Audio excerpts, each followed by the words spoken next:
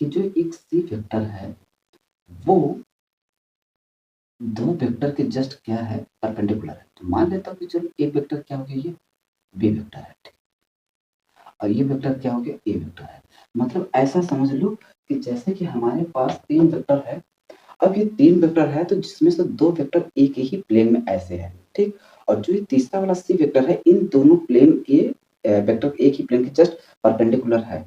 तो मुझे ये सी वेक्टर अगर यहाँ से मिल जाए तो बात बन जाए। अब देखो जैसे कि यहाँ पर अगर देखा जाए तो जो ये दो वेक्टर ये हमारा है एक ही जो प्लेन में है, इस तरीके से समझना है कि ये हमारा दोनों क्या एक ही प्लेन में है। तो एक प्लेन क्या है, ये वाला जो सी वेक्टर है इन दोनों के जस्ट क्या है परपेंडिकुलर है।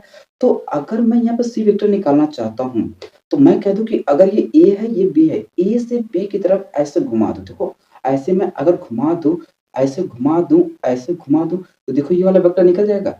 और जैसे ही इन दोनों को क्रॉस कराऊंगा तो ये वेक्टर क्या होगा, इसके जस्ट पैरेलल आ जाएगा। और जैसे ही इन दोनों का पैरेलल मेरा आ जाएगा तो क्या हम पैरेलल वाला कॉन्सेप्ट लगा के सी वेक्टर निकाल सकता हूँ? बिल्कुल निकाल सकता हूँ सर। तो चलो अब हम क्या करते हैं, सी वेक्टर निकालते हैं, ठीक, बात समझ में आ गया। तो मैं यहाँ पर क्या कर रहा हूँ कि जो ये सी वेक्टर है मैं इसको अभी यहाँ से हटा के जस्ट अभी अगर इन दोनों का क्रॉस कराऊंगा, ए से बी की तरफ घुमाऊंगा तो कितना आ जाएगा, ए क्रॉस बी वेक्टर। अब मान ले तो इसी प्लेन के जस्ट परपेंडिकुलर एक वेक्टर और है क्या, सी वेक्टर। सी वेक्टर है जस्ट इसके तो क्या परपेंडिकुलर है। तो अगर मुझे सी वेक्टर चाहिए, अब देखो दोनों जस्ट यहाँ पर क्या होगा, अब मैंने इन दोनों का क्रॉस कराया तो ये आया, और सी वेक्टर भी क्या इसी के जस्ट पैरेलल है। तो जब अगर चीजें पैरेलल होती हैं तो हमने एक चीज बताया, अगर एक लाइन मान लेता हूँ ऐसे वेक्टर गया ए, अब एक वेक्टर यहाँ पर है क्या है बी है, ठीक। अब देखो दोनों का डायरेक्शन क्या है सेम है, ठीक, लेकिन अब देखो केवल इसका क्या चेंज है, इसके मैग्नीट्यूड ही तो चेंज है। तो अगर मुझे इसके मैग्नीट्यूड को अगर इसके मैग्नीट्यूड के बराबर करना है तो इसमें कुछ नंबर्स की क्या करना पड़ता है, मल्टीप्लाई, तब तो जाके इसके बराबर होता है। तो हम क्या ले लेते हैं, सिखाया हूँ कि अगर एक वेक्टर ऐसे दो पैरेलल चलते हैं और एक मैग्नीट्यूड ऐसा है एक का मैग्नीट्यूड ऐसा है तो अपने हिसाब से मान लेते हैं क्या, लेमडा वी वेक्टर, क्या मान लेते हैं, लेमडा वी वेक्टर। तो स्टार्टिंग जब मैंने आपको पढ़ाया था तो एकदम बेसिक तरीके से ऐसे सब चीजें सिखाता चला था कि ये चीज ऐसा क्यों होता है, कहाँ से आता है, कैसे आता है, तो वो हर एक चीजें मैंने बताया। अब जब दोनों वेक्टर क्या है पैरेलल है तो देखो यहाँ पर ए वेक्टर मुझे पता है, बी वेक्टर मुझे पता है, तो एक क्रॉस भी निकालूंगा तो वो भी वेक्टर मुझे पता होगा। लेकिन सी कुछ पता नहीं है, तो जिसकी वैल्यू पता होता है तो उसी से हम क्या करते हैं, रिलेशन निकालते हैं। तो यहाँ से मैं कह रहा हूँ कि सी वेक्टर मान लेना लैम्डा और क्या आ जाएगा बेटा, ए क्रॉस बी वेक्टर, क्या आ जाएगा, ए क्रॉस बी वेक्टर। अब ए वेक्टर हमको पता है और बी वेक्टर भी पता है, तो दोनों को क्रॉस करके क्या मैं सी वेक्टर निकाल सकता हूँ इन टर्म्स ऑफ लैम्डा, बिल्कुल निकाल सकता हूँ। तो चलो यहाँ पर हम क्या करते हैं, वेक्टर निकाल लेते हैं। तो ए क्रॉस बी अगर बेटा मैं निकालूंगा तो यहाँ आ जाएगा आई, यहाँ आ जाएगा जे, और यहाँ आ जाएगा क्या के। तो ए की वैल्यू कितना है बेटा, 1 1 -1, और बी की वैल्यू कितना है बेटा, यहाँ पर है 1, यहाँ है 2, यहाँ है 1। अगर मैं यहाँ पर बेटा आई निकालूं तो कितना हो जाएगा, ये हो जाएगा 1 और ये हो जाएगा 2, 1 2 3, तो यहाँ बेटा कितना हो जाएगा 3 आई कैप माइनस, अब ये हो जाएगा कितना 1 और ये हो जाएगा 1, तो कितना आ जाएगा बेटा 2। अब इसी तरह अगर मैं के निकालूंगा तो ये कितना हो जाएगा 2 और ये हो जाएगा 1, तो बेटा कितना हो जाएगा के। तो ए क्रॉस बी निकाला तो वैल्यू कितना आ गया, इतना। तो अगर बेटा मैं यहाँ वैल्यू रखूं लैम्डा ब्रैकेट में 3i माइनस 2j प्लस के कैप, इतनी बात समझ में आ गया बेटा, ठीक। अब दूसरी चीज हमको दिया गया बेटा क्या, ये अगर मैं यही सी वेक्टर यहाँ रख दूं तो शायद मुझे लैम्डा की भी वैल्यू मिल जाए, और जैसे ही लैम्डा की वैल्यू निकलेगा तो बेटा क्या हो जाएगा, C dot I plus J plus 3k equal to कितना हो जाएगा बेटा, 8 हो जाएगा, ठीक। अब यही वाला लैम्डा की वैल्यू यहाँ रखते हैं तो lambda 3i minus 2j plus k dot I plus J plus 3k equal to कितना हो जाएगा बेटा, 8 हो जाएगा, ठीक। अगर मैं यहाँ पर मल्टीप्लाई करूंगा तो बेटा कितना हो जाएगा, ये हो जाएगा 3 और ये हो गया 2 और ये कितना हो जाएगा बेटा, 3 हो जाएगा, कितना हो जाएगा, 3 हो जाएगा इक्वल टू तो कितना हो जाएगा बेटा, यहाँ आ जाएगा 8। तो यहाँ पर अगर मैं देखो 3 3 6 3 3 6 और 6 में से 2 गया तो कितना जाएगा बेटा 4, 4 लैम्डा इक्वल टू 8 और 4 से ये गया बेटा कितना जाएगा 2, कितना जाएगा 2।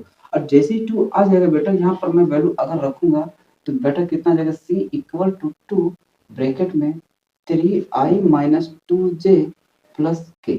अब बेटा देखो सी वेक्टर भी हमको मिल गया, ए वेक्टर पता ही है और बी वेक्टर पता है, तो क्या हम इसको नहीं निकाल सकते? यहाँ पर देखो अब थोड़ा-सा एक चीज़ प्रॉपर्टीज़ आपको पता होना चाहिए, ए क्रॉस बी, तो मैंने एक चीज़ पीछे आपको बता रखा हूँ, सेम इसी तरीके से होता है।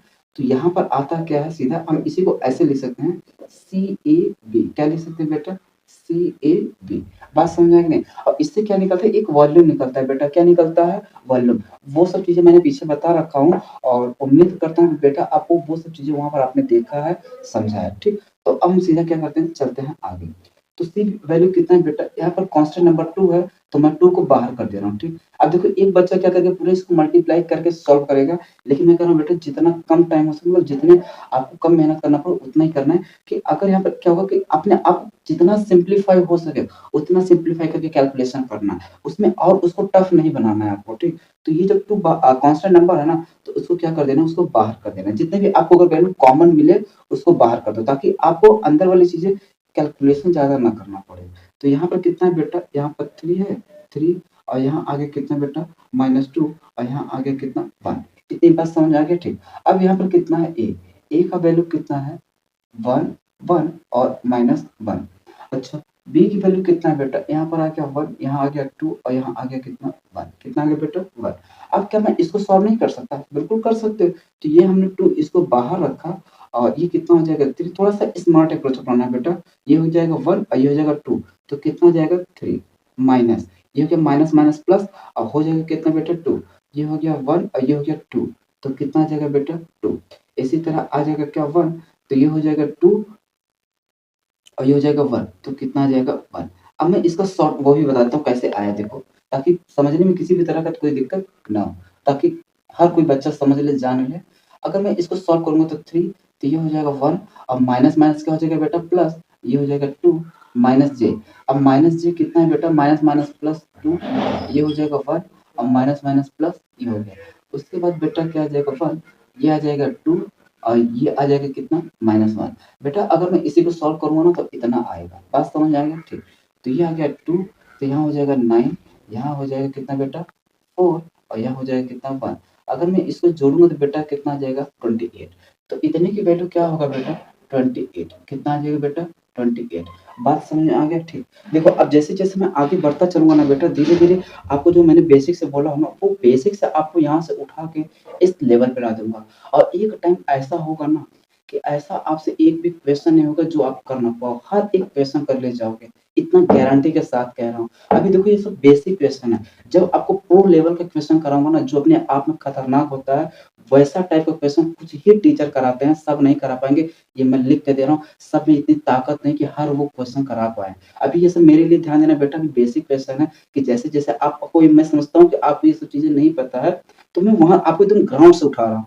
और जैसे-जैसे आपको आगे ले चलते चलूँगा ना, आगे बढ़ते जाओगे, एक टाइम ऐसा आएगा ना अगर यही सब क्वेश्चन आपको एकदम हवा लगेगा, इतना मतलब खतरनाक बना दूँगा। और जब ये सब चीज़ें आपको मुझे ऐसा लगेगा कि हाँ, ये सब चीज़ आसान लगेगा ना, तो मैं आपको दूँगा प्रो लेवल का क्वेश्चन जो अपने आप में खतरनाक होगा और उस टाइप का क्वेश्चन ना समझ लेना कि सब नहीं कर पाएँगे, वही लड़के कर पाएँगे जो थोड़ा बहुत ये बेसिक किए रहेंगे क्वेश्चन। अभी से मैं बता रहा हूँ, ये सब वही लड़के मतलब प्रो लेवल का जो क्वेश्चन होगा, वही लड़का कर पाएगा, जो इस टाइप का जो बेसिक क्वेश्चन है, वो कर लेगा, ठीक? और ध्यान देना वो सब जो प्रो लेवल के क्वेश्चन होंगे ना, वो उसको मैं समझता हूँ वो कि एडवांस लेवल का क्वेश्चन होगा, वो सब मतलब अपने आप में खतरनाक होगा, ठीक?